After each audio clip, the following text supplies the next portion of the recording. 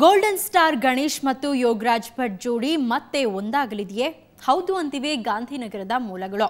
ಮುಂಗಾರು ಮಳೆ ಗಾಳಿಪಟ ಚಿತ್ರವೇ ಕೊನೆ. ಮತ್ತೆ ಈ ಜೋಡಿ ಒಂದಾಗಲೇ ಇಲ್ಲ. ಈಗ ಮಣಿ ಚಿತ್ರದ ನಿರ್ಮಾಪಕ ಕರಿಸುಬ್ಬು ಹಾಗೂ ರಂಗ ಎಸ್ಎಸ್ಎಲ್ಸಿ ಸಿನಿಮಾದ ಎನ್ ಕುಮಾರ್ ಜಂಟಿ ನಿರ್ಮಾಣದಲ್ಲಿ ಚಿತ್ರವೊಂದು ಸೆಟ್ ಏರ್ತಾ ಇದೆ. ಅದಕ್ಕೆ ಯೋಗರಾಜ್ ಭಟ್ಟರ ಡೈರೆಕ್ಷನ್. ಈ ಚಿತ್ರದಲ್ಲಿ ಗಣೇಶ್ ನಟಿಸಲಿದ್ದಾರೆಂಬ ಸುದ್ದಿ ದಟ್ಟವಾಗಿದೆ.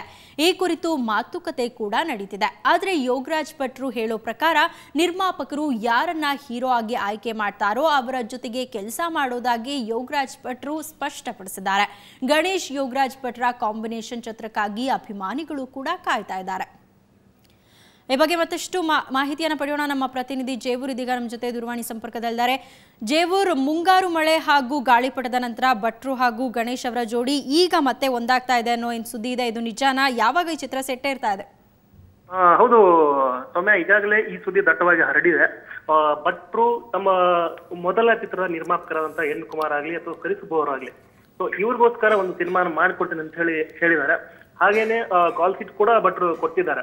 ಆ ಹಿನ್ನೆಲೆಯಲ್ಲಿ ಇವತ್ತು ಆ ಸುದ್ದಿ ಹರಡಿದೆ. ಹಾಗೇನೆ ಸುದ್ದಿ ಹರಡಿದಂತೆನೆ ಗಣೇಶ್ ಈ ಚಿತ್ರದಲ್ಲಿ ನಟಿಸ್ತಾರ ಅನ್ನೋ ಒಂದು ಮಾತು ದಟ್ಟವಾಗಿ ಕೇಳಿ ಬರ್ತಾ ಇದೆ. ಜೊತೆಗೆ ಮಾತುಕತೆ ಕೂಡ ನಡೀತಾ ಇದೆ. ಈ ಚಿತ್ರಕ್ಕಾಗಿ 3 ಜನ ನಾಯಕರ ಆಯ್ಕೆ. ಪ್ರಥಮವಾಗಿ ಸುದೀಪ್ ಅವರಿಗೆ ನಿರ್ಮಾಪಕರು ಆದ್ಯತೆ ಕೊಡುವ ಸಾಧ್ಯತೆ ಇದೆ. ಹಾಗೇನೆ ಗಣೇಶ್ ಅವರು ಮತ್ತೊಬ್ಬ ನಾಯಕ, ಹೀಗೆ 3 ಜನ ನಾಯಕರನ್ನ ಪೈಪ್ಲೈನ್ ಅಲ್ಲಿ ಇಟ್ಕೊಂಡಿದ್ದಾರೆ. ಹಾಗೇನೆ ಇಡೀ ಈ ಚಿತ್ರಕ್ಕೆ ಚಿತ್ರದ ಟೈಟಲ್ ಆಗ್ಲಿ ಅಥವಾ ನಾಯಕರು ಯಾರಾಗ್ಲಿ ಈ ವಿಚಾರಗಳನ್ನೆಲ್ಲ ಇನ್ನಷ್ಟು ತಿಳಿಬೇಕಾಗಿದೆ. ಹಾಗೇನೆ ಇನ್ನು 1 ವಾರದಲ್ಲಿ ಚಿತ್ರ ನಾಯಕ ಯಾರು ಅನ್ನುವ ವಿಚಾರ ಖಚಿತವಾಗಿ ತಿಳಿಬೇಕಾಗಿದೆ. ಸೌಮ್ಯ, ಧನ್ಯವಾದ ಜಯವರು ತಮ್ಮೆಲ್ಲ ಮಾಹಿತಿ.